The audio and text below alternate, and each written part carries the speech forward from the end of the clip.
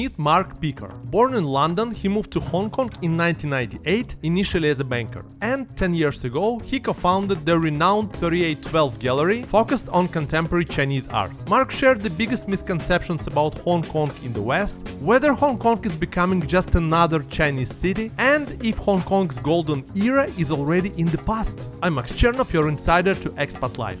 Hangla. Hong Kong is one of those places where if you meet this city halfway, it will reward you handsomely in terms of both financial success, but also it's because it's such a small place. You get to meet incredibly interesting people very quickly. You came in 1998. Yep. Is it? How was Hong Kong back then? It was still like this golden era of Hong Kong, as people say. Well, obviously, 96, 97, obviously you had the build up to handover. So everybody was kind of nervous, like what's going to happen? Yeah. And, 97, 98, you still had the vestiges of empire, if you like. No one had really kind of got used to what was going to happen. The golden era. So I never define Hong Kong as having a golden era because I think Hong Kong adapts and survives through every phase that we are going through. I have this conversation a lot at the moment about Hong Kong, particularly with my European friends when I'm in London. They're all like, are you safe in Hong Kong? And I'm like, well, I'm safer in Hong Kong than I am in London, okay? Yeah. In London, if I go out, I take my watches off, okay? In Hong Kong, people look at my watches and say, is that all you can afford, okay? So it's a complete and utterly different world. Yeah. But it is, Hong Kong adapts and survives, and it's adapting and surviving right now. We haven't closed our doors, the lights have not been turned off, people are still building businesses here, we are still here. We are experiencing a change in Hong Kong. So our borders are becoming more porous. We've just built a bridge to Macau. We can drive to Macau now, and I think it's fun. Half of Hong Kong disappears to Shenzhen every weekend, and the F&B industry here are sulking. They're kind of saying, well, what about us? You're meant to be eating here. Hong Kong has never been scared of competition, and this is just another change that Hong Kong is going through right now. And porous borders work both ways. Right now, Hong Kongers are going to Shenzhen, but eventually we'll start seeing more mainlanders coming into Hong Kong from Shenzhen, from Zhuhai, from Macau, from the whole Greater Bay Area. 80 million people. So 80 million people has got to be good for business because these are people of a demographic who have a disposable income, and they'll come here, and they might not be coming to buy Aston Martins from the Aston Martin dealer or high-end art from us, but they will be coming to spend their money in the shops of Hong Kong, which feeds our economy. So the golden era of Hong Kong is always here. We just have to make sure that we are swift enough to seize the moment and to seize the opportunity. And Hong Kong has always done that. We are a trading port. We have always, when the boats come in, we change the product that we're selling depending on what they've got or what the people want to buy. And that's exactly what we're seeing now in Hong Kong. Yeah. And yes, there is change, without doubt there is change. But the naysayers about Hong Kong, and I hear a lot of it, as I said, are completely wrong. And I think you talk to any expat Hong Konger who's been here for 20, 30, 40 years, I don't think any of them will say, I don't see a future for Hong Kong. And I remain very bullish on Hong Kong. You said that Hong Kong is probably agile and like all the changes will be okay. But there was like few waves when people move out, like especially international people, like expats move out from Hong Kong. The last one, I guess, was after 2019, then after COVID. Yeah. But I actually talked to like a couple of people like recently. They say that now there is the wave back. Yeah, I think, the movement of expats is not new. So expats often come for a 2 or 3 year period. Yeah. And then, you'll always hear the story, I came for 2 years and I stayed for 20. Okay, fine. That could apply to me, I suppose. But Hong Kong has always been a transient place, as is Singapore. People come, their company sends them, they like it because they get a very nice life for a few years and they get their nice apartment, they get their club membership, they get a live-in maid or whatever. But eventually the call of going home can be very strong.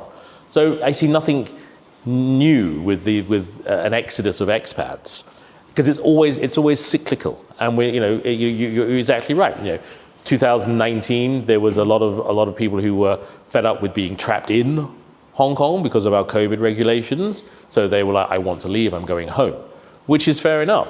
But Hong Kong is home to many more people who were born here and stay here than those who visit here. And I think this is what people tend to forget, that Hong Kong isn't just an expat destination.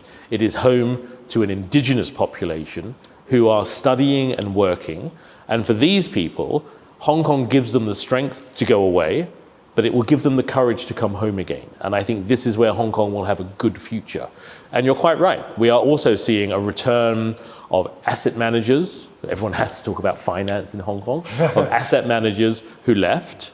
Singapore to Singapore, mostly, yes. Yeah. And some of those are drifting back as well. Some people will go to Singapore and say, oh my God, this is the best place I've ever lived. So they'll say, nothing wrong with that.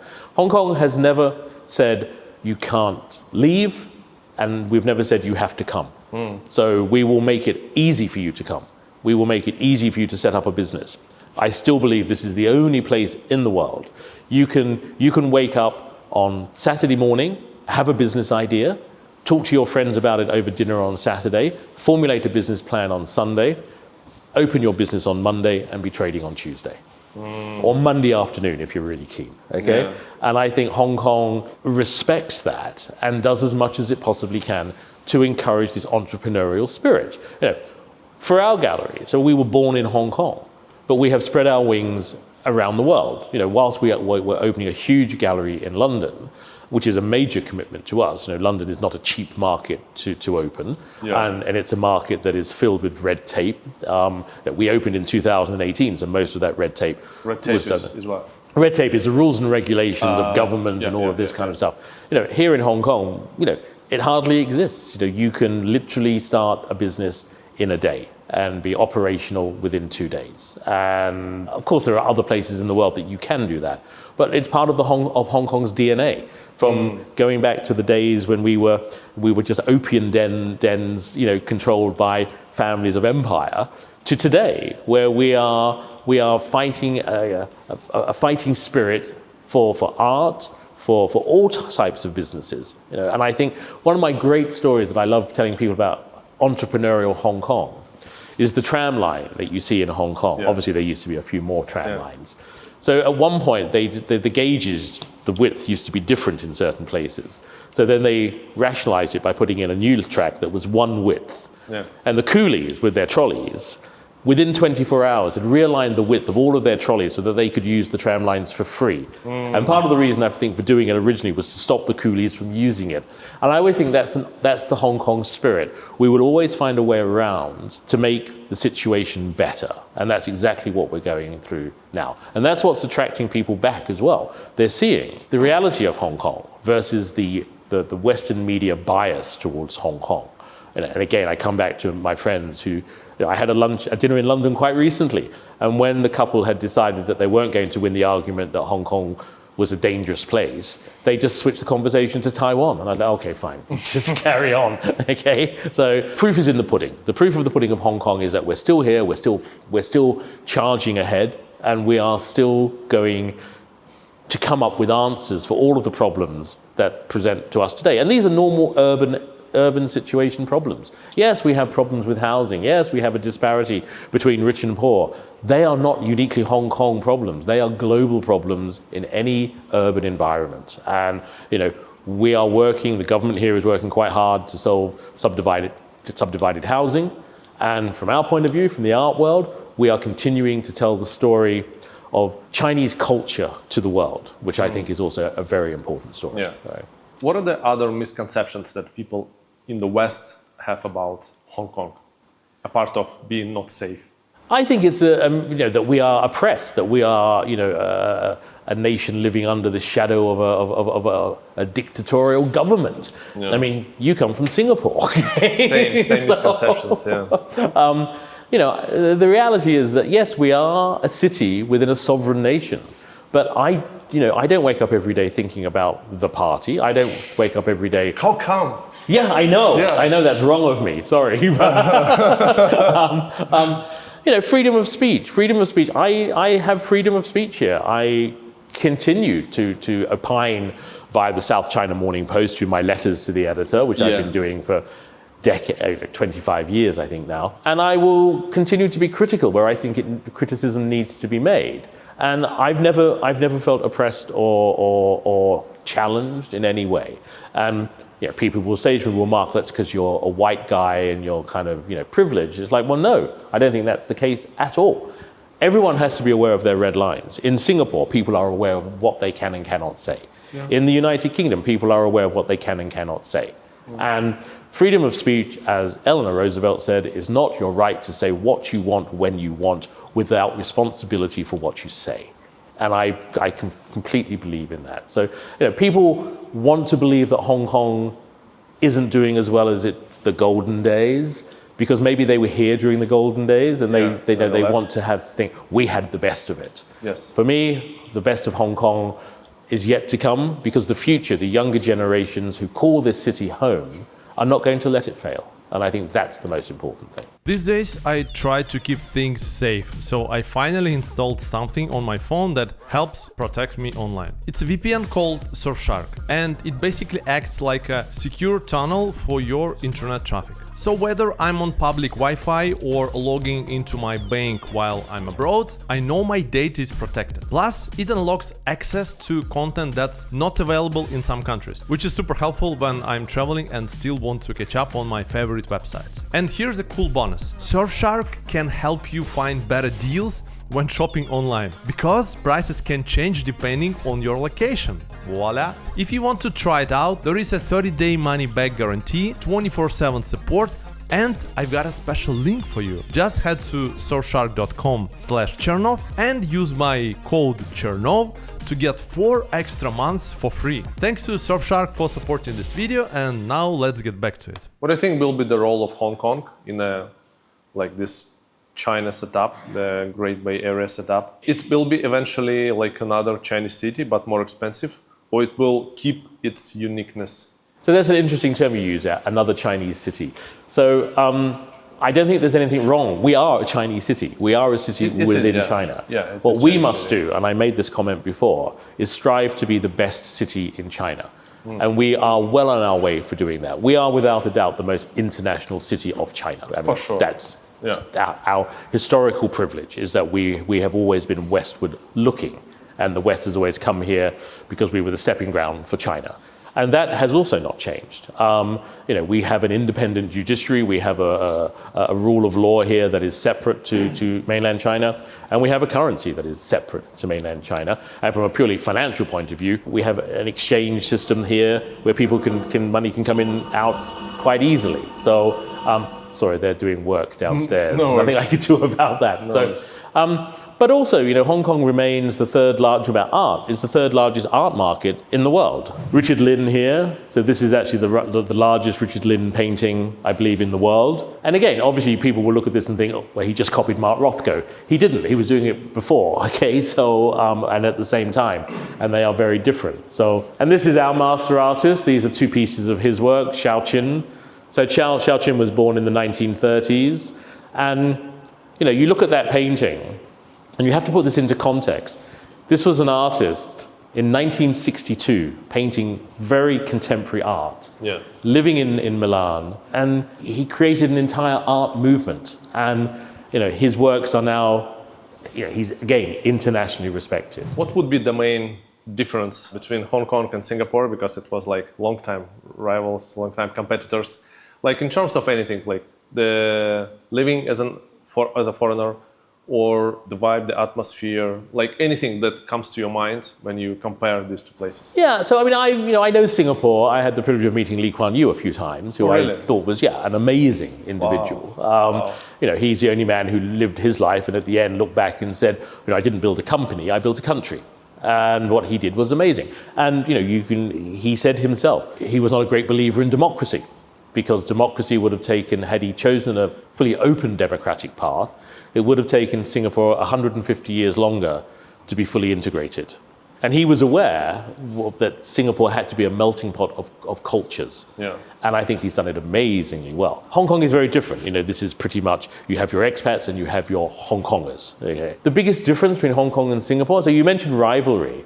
Rivalry is never a bad thing. And Hong Kong and Singapore compete in very different markets. Yes, everybody is after being a dominant financial center in the East.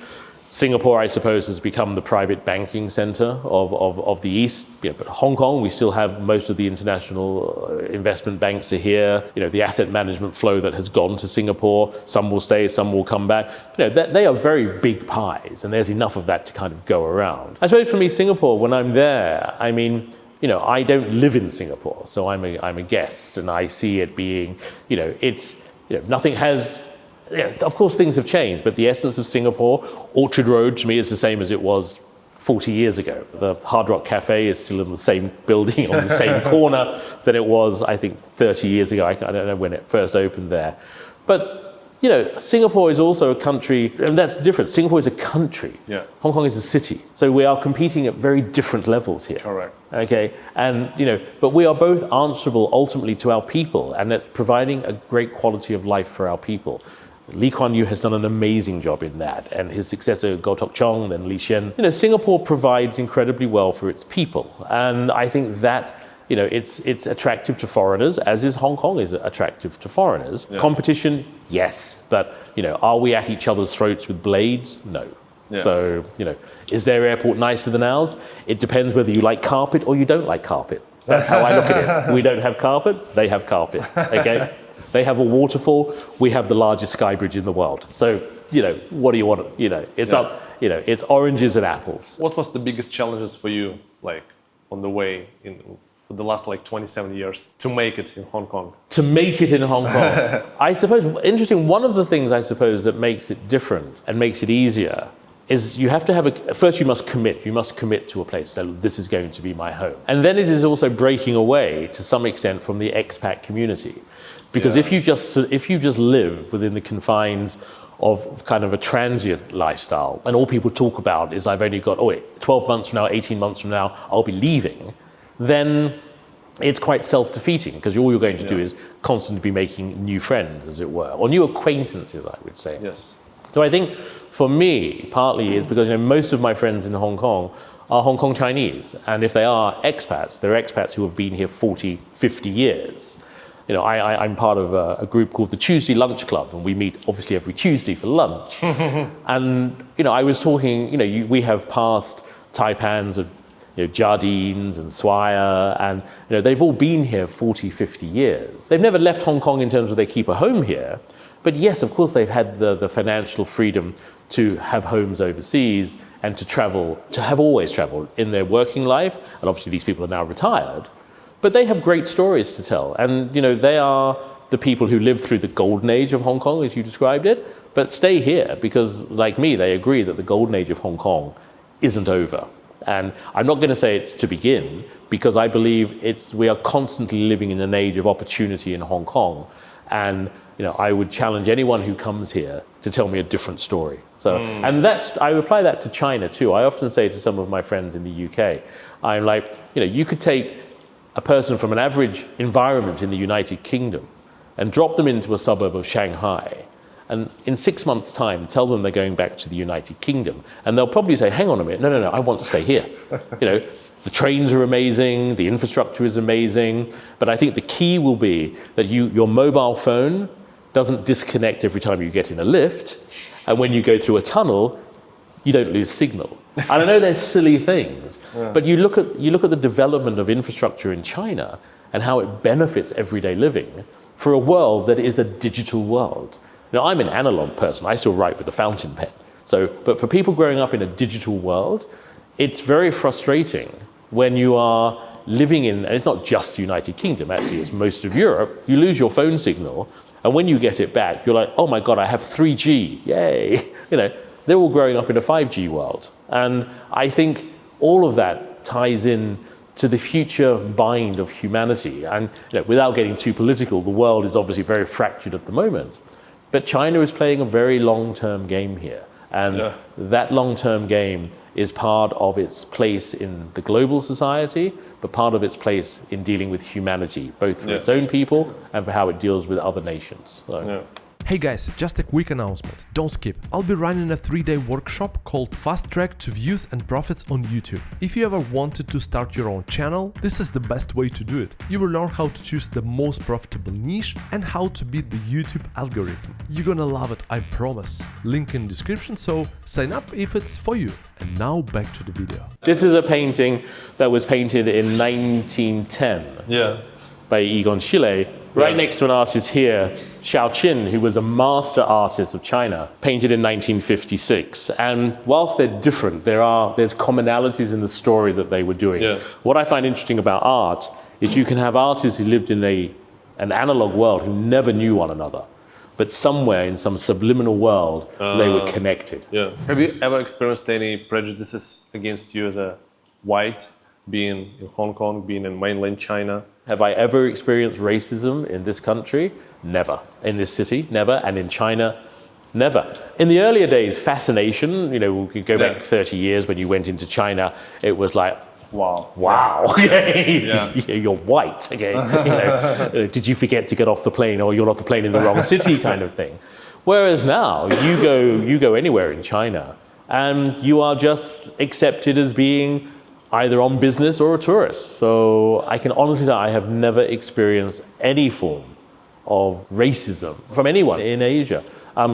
Again, I'm privileged because I'm white male. I think we're meant to be the minority now. I'm not quite sure how the world works anymore. But again, if you're nice to people, they're generally nice to you. I try not to go through life with an attitude of seeing people as subservient to me. And I think that's important as well. Asians are not subservient to the West. The average 20-year-old Hong Konger is trilingual. They will speak Cantonese, Putonghua, and English. Putonghua is Mandarin. They will speak Mandarin. Yeah. And when it comes to job availability, if you've got a 50-year-old white guy who's lost his job, and they're kind of looking for a job, and they speak one language, and they want a club membership and a debenture for their kids at school, and as opposed to, and the cost of that, you can hire 4 locals who are hungry for their future, as opposed to an expectation of what they're entitled to. So I think, as I've said repeatedly, Hong Kong is a place where you still have to work, and I think that's true of any place. Anyone who wants to be successful, you have to work hard. And I have friends here who are, come from very privileged backgrounds and don't need to work, but they work. They work incredibly hard because they want to. In one case, she is very proud of Hong Kong, and she speaks on the international stage for the future of Hong Kong and its role within China and the future of China. What's the way to understand or start understanding modern contemporary art if you're not into it? What would be the way to start this journey? That's a good question. The way to understand anything is appreciation. So again, I could stand somebody here and they could look at these 5 paintings and think, okay, I don't like that, I don't like that, I don't like that. Oh, but I really like this. Okay. So listen to yourself. Listen to yourself. And, beauty is obviously in the eye of the beholder. So with an artist, this artist, this is a much more established artist. So Wang Zheyin is in his 70s, I believe. And the brushwork is very different. So this is acrylic, but he tells a story. And the more you look at this painting, the more you see in it, the more you can see his brush strokes and the color. And, he's using a lot of dark color here. It speaks to you. It is evocative. When we do an exhibition, as a gallerist, we have to take it quite seriously because it's not just about hanging art on walls and people coming in and say, yeah, that's nice, and leaving. Artists, when they have an exhibition, they do it for 2 reasons. One, because they want to show their art, but secondly, because they have to sell their art because it's a commercial business. And artists have a right to eat as well. And I take it quite seriously, and I think 3812 has a reputation of being, but a friend of mine said recently, she said, I'm amazed at what you guys have achieved over the years because you're Hong Kong's, her words, Hong Kong's only truly international gallery with Hong Kong and London. And she said, you can stand proud with all of the big guys. And we're proud of that. And we're proud of that because we represent artists who are all Chinese or mostly Chinese. And we're telling that story to a world that is at times quite critical of China. So the painting here, Lu Guofu, so he works with very fine brushstrokes and he mixes oil with water.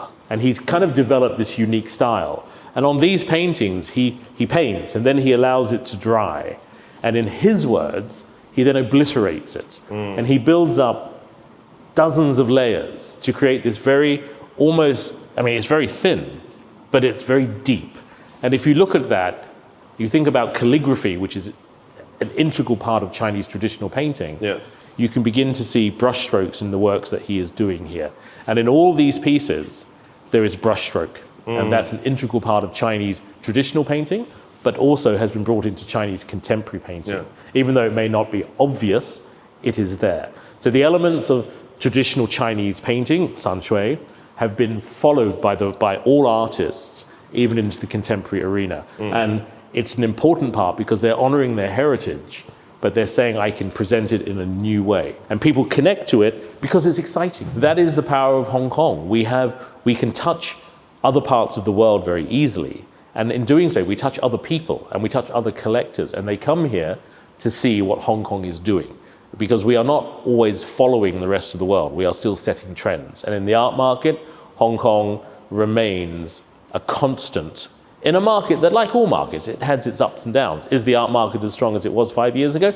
Yeah, no. But again, it's cyclical. Has it died? No, it hasn't. Collectors who live here are still part of the market, and international collectors come here every year to support the Hong Kong market. And because we have something to say and obviously something to sell. As politics divides, culture unites. And I firmly believe that our role in telling the story of Hong Kong and Chinese culture remains important. Yeah.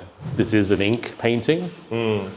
So this is a painting. So this is on Chinese Xuan paper. It is beautiful if you look at the detailing in that. So here you have a man in his 70s who was actually one of Hong Kong's most successful architects. And his name is Raymond Fung. And we started showing his works both here in Hong Kong and overseas.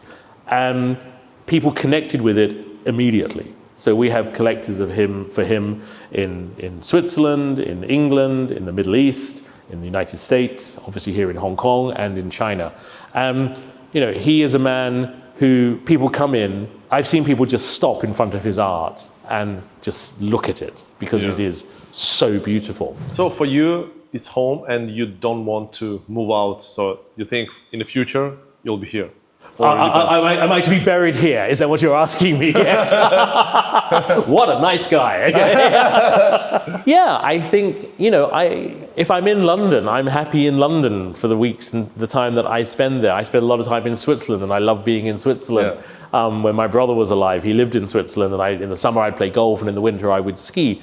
I still do all of that, okay? But yes, Hong Kong is home, and I will grow old here, and when time comes to put me in a tin box, pretty much I'm sure it'll be here. I know the director of Hong Kong Funeral Homes. He's a very good friend of mine, and I bumped into him in London recently, and I said, every year I'm getting closer to that appointment. And he's like, yes, but have you paid?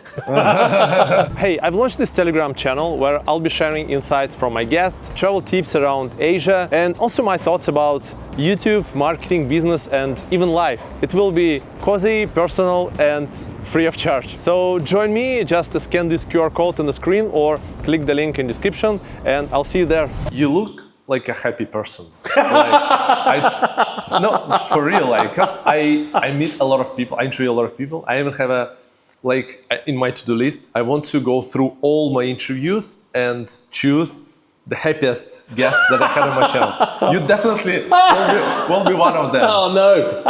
Why do you think? Is it natural for you? I was walking through Green Park in London earlier this year, and there were two mounted policemen there, and on horseback. Yeah. And I walked up to them. I was talking to them, and I love horses, so I was rubbing the horses' noses and what have you. And he said exactly the same. He goes, "You're a happy soul, aren't you?" And I said, "Yeah." And it was December, so I just turned 61. Okay, so it was late last year. And he goes, "Well, you're doing all right for 61." And I said, "It's the laughter." So I've been blessed with a very nice life, and I think I have no reason to be unhappy. I get angry, I get upset, and I get annoyed, of course, like everybody. But happiness is a key to health. And happiness is a key to making those around you feel better and making you feel better. And a positive attitude, it's not hard. Laugh and the world laughs with you, cry and you cry alone. And I believe in that. So when my mother, who lived here in Hong Kong in her final years, was in hospital, and she was declining, she was on the way out, and she had to have an operation. And I went up to the surgery before she went in. And she was elderly, and I was holding her hand, and I was trying to make her laugh. Yeah. And the nurses were like, oh, very serious, da da da da da da. And her surgeon was there, and I said, really? I said, if the last thing she hears is laughter, then that's the best way to go out. And he said, do you know, you're right. I'm going to make sure everyone who comes up and does what you're doing laughs, because it is important. And happiness is, I wake up in the morning, I do my walk, I have 2 stupid dogs at home who jump on me, and I share my life with my partner. We have a blessed life. I get to ski every year.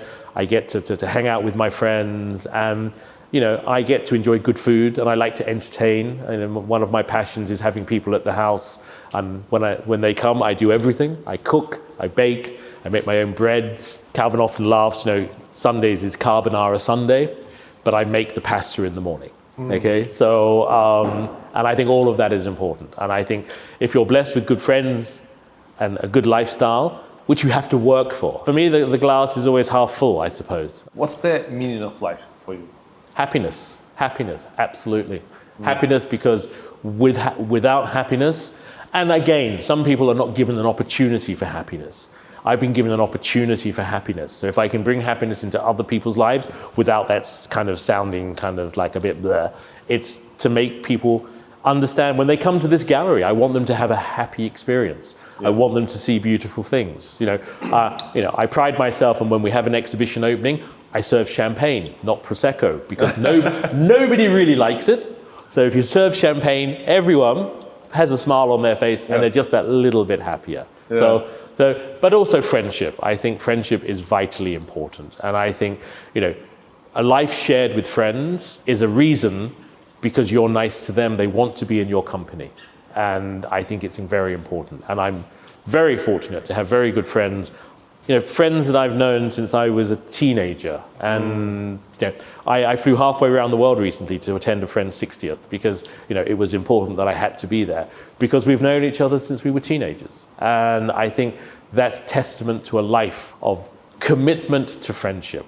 And it doesn't require a lot of work to maintain your friendships. It just requires a commitment to those people. And I think that's nice. It's never a commitment, it's never a hardship to be in the company of people that you want to be with. And I think that's a blessing.